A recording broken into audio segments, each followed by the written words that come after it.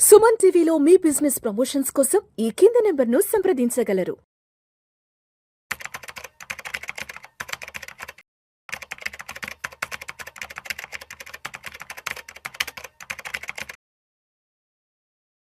నమస్తే, welcome to Suman TV. Present మనతో పాటు ఉన్నారు AMFI registered mutual fund distributor wealth vegan నుండి సాయిరామ్ గారు. నమస్తే అండి. నమస్తే మేడం. సాయిరామ్ గారు, రిటైర్మెంట్ ప్లాన్ గురించి మాట్లాడుకుంటే అంటే ఇంకా రిటైర్ అవ్వడానికి ఇంకా 15 years టైం ఉంది. ఈ లోపు మనం 5 crores రెడీ చేసుకోవాలంటే ఆ ప్లానింగ్ అనేది ఎలా ఉండాలంటారు? సో ఒకప్పట్లో అలాగా రిటైర్మెంట్ అయిన తర్వాత కిడ్స్ మనల్ని చూసుకుంటారని అయితే కాన్ఫిడెన్స్ అయితే లేదు. ఈవెన్ అసలు కిడ్స్ మనం ఉంటున్న సిటీలో ఉంటారు, ఈ కంట్రీలో ఉంటారు అనేది కూడా చెప్పలేని పరిస్థితి. సో ఇప్పుడు ఏంటంటే ఎవరైనా రిటైర్మెంట్ కోసం చూసుకుంటే వాళ్ళ ఓన్ కార్పస్ వాళ్ళు క్రియేట్ చేసుకోవాలి. అండ్ మన యావరేజ్ లైఫ్ ఎక్స్పెక్టెన్సీ అంటే పోస్ట్ రిటైర్ అయిన తర్వాత ఇప్పుడు చూసుకుంటే కనుక 73-74 అయితే ఉంటుంది. బట్ ఇదేంటంటే ట్రెండ్ చూస్తుంటే కదా 10-15 నెలల్లో పెరుగుతూ వస్తుంది. ఎక్సెప్ట్ కోవిడ్ టైం మిగతా అన్ని టైంలో పెరుగుతూ వస్తుంది.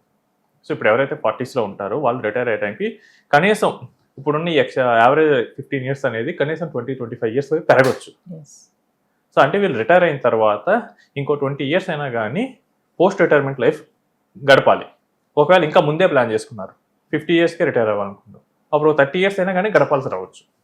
సో ఈ టైంలో ఏంటి, వితౌట్ ఇన్కమ్ వాళ్ళు లైఫ్ స్టైల్ అనేది మెయింటైన్ చేయాలి. అంటే మీరు చూసుకుంటే మెడికల్ కాస్ట్లు ఎలా పెరుగుతున్నాయి. సో మేజర్గా రిటైర్ అయిన తర్వాత 60sకి టచ్ అయ్యేటప్పుడు ఏంటంటే హెల్త్ ఇష్యూస్ అనేది కంపల్సరీగా వస్తాయి. మీరు ఎంత హెల్దీగా ఉన్నా కానీ హెల్త్ ఇష్యూస్ అనేది రావచ్చు. సో కెటరాక్ట్, మీరు హెల్దీ ఫుడ్ తీసుకుంటున్నారు, వీటితో ఏం సంబంధం లేదు. By old age related elements అనేవి కొన్ని ఉంటాయి, అవి వస్తూ ఉంటాయి, దాన్ని ఎవరు ఏం చేయలేరు. సో వీటికి మీరు ప్రిపేర్ అవ్వాలి. ఈ రోజు కనుక చూసుకుంటే కనుక సో హైదరాబాద్లో చాలా మందికి అయితే కనుక మంత్లీ ఎక్స్పెన్సెస్ 70,000 or 80,000 అవుతున్నాయి కామన్గా. సో ఇదే వ్యక్తికి ఒక 15 ఏళ్ళ తర్వాత చూసుకుంటే సో లైఫ్ స్టైల్ ఇన్ఫ్లేషన్ కూడా కన్సిడర్ చేస్తే కనుక ఈజీగా 2 lakhs అనేది ఖర్చు అవ్వచ్చు. సో ఇప్పుడు 2 lakhs కావాలి అంటే కనుక 2.5 lakh కూడా అవ్వచ్చు. సో అతనికి అట్లీస్ట్ ఒక 5 crores కార్పస్ అయినా ఉండాలి.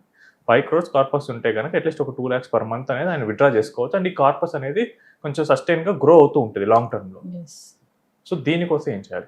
సో ఫస్ట్ ఎవరైతే రిటైర్మెంట్ కోసం ప్లాన్ చేసుకుంటున్నారో వాళ్ళకి ప్రెజెంట్ డే ఎక్స్పెన్సెస్ ఎంత, సో దాన్ని ఐడెంటిఫై చేయాలి.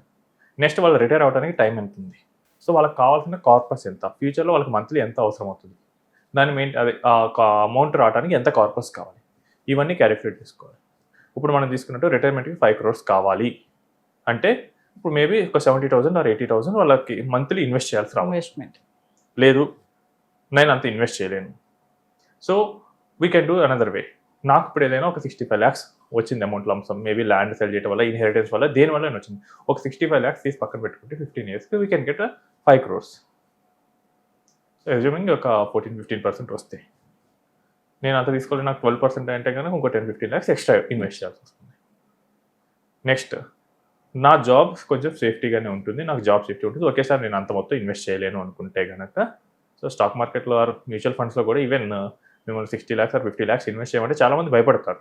ఒకసారి అంత కట్టాలంటే భయమే. బట్ మీరు అదే పర్సన్ని ఒక రియల్ ఎస్టేట్లో ఆర్ ప్లాట్లో పెట్టండి, 4 crores పెట్టండి, 5 crores పెట్టండి, ఈజీగా పెడతారు.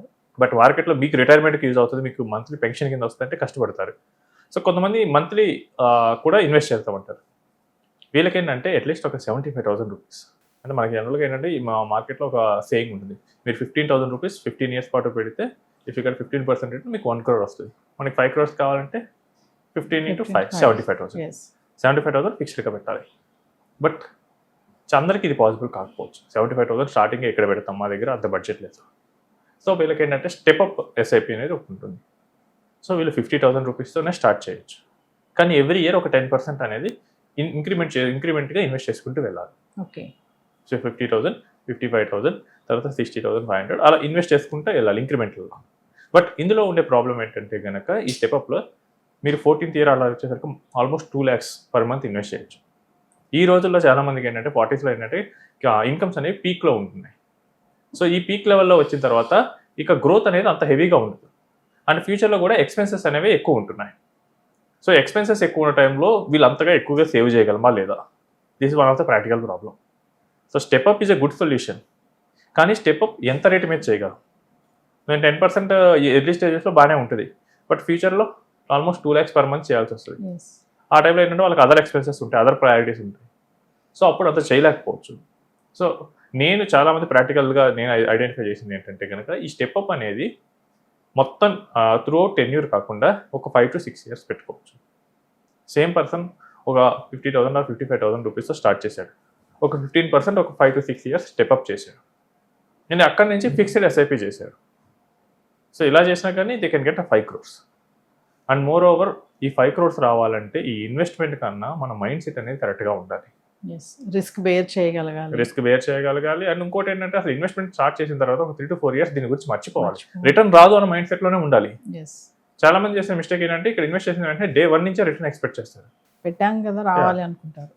సో నేను కొంతమందితో మాట్లాడినప్పుడు చెప్తారు, నేను ఒక 40,000 రూపీస్ ఇన్వెస్ట్ చేశాను రిటైర్మెంట్ పర్పస్, తర్వాత నేను నాకు ఒక ఎండోమెంట్ పాలసీ మెచ్యూరిటీ వస్తుంది, అదొక 15 lakhs వస్తుంది, దాన్ని కూడా రిటైర్మెంట్ కోసం ఇన్వెస్ట్ చేశాను. బట్ లాస్ట్ 6 months నుంచి చూస్తే మార్కెట్ కొంచెం డౌన్ ట్రెండ్లో ఉంది.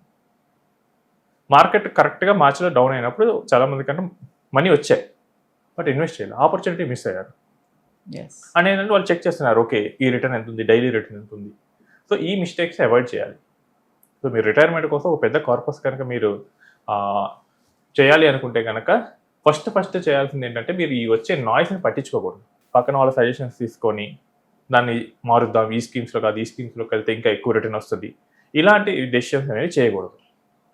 అండ్ మోర్ ఓవర్ మనకి రిటైర్ అయిన తర్వాత if you want to plan SWP ద్వారా ప్లాన్ చేసుకోవచ్చు. సో ఎస్డబ్ల్యూపీ ద్వారా ఎంత అమౌంట్ కావాలి మనం పెట్టుకొని తీసుకోవచ్చు. And this is completely customisable. నాకు 2 lakhs ఇప్పుడు అవసరమైంది, ఒక 2 years తర్వాత నాకు 2 lakhs కాదు, నాకు 2.3 lakhs కావాలి, మనం ఇంక్రిమెంట్ చేసుకోవచ్చు. ఈ పాసిబిలిటీస్ అనేవి మనకి ఎస్డబ్ల్యూపీలో ఉంటుంది. సో దీన్ని అచీవ్ చేయాలంటే ముందు ఈ 15 years ఆఫ్ జర్నీ. సో అదంతా ఈజీగా ఏం జరగదు. చాలామంది ఈ ప్లాన్ స్టార్ట్ చేస్తారు, 5 yearsలోనే క్లోజ్ చేస్తారు.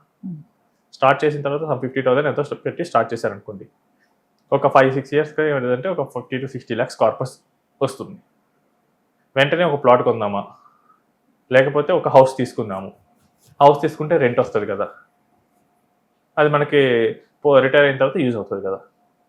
మిస్ అవుతుంది ఏంటంటే ఆ టెనెంట్ కంటిన్యూస్గా అక్కడే ఉంటాడా, అండ్ హౌస్ యొక్క మెయింటెనెన్స్ కాస్ట్, దాని మీద ఒకవేళ రెంట్, ఒకవేళ మీరు ట్యాక్స్ స్లాబ్లో ఉంటే ఇన్కమ్ ట్యాక్స్, ఇవన్నీ మిస్ అవుతూ ఉంటారు.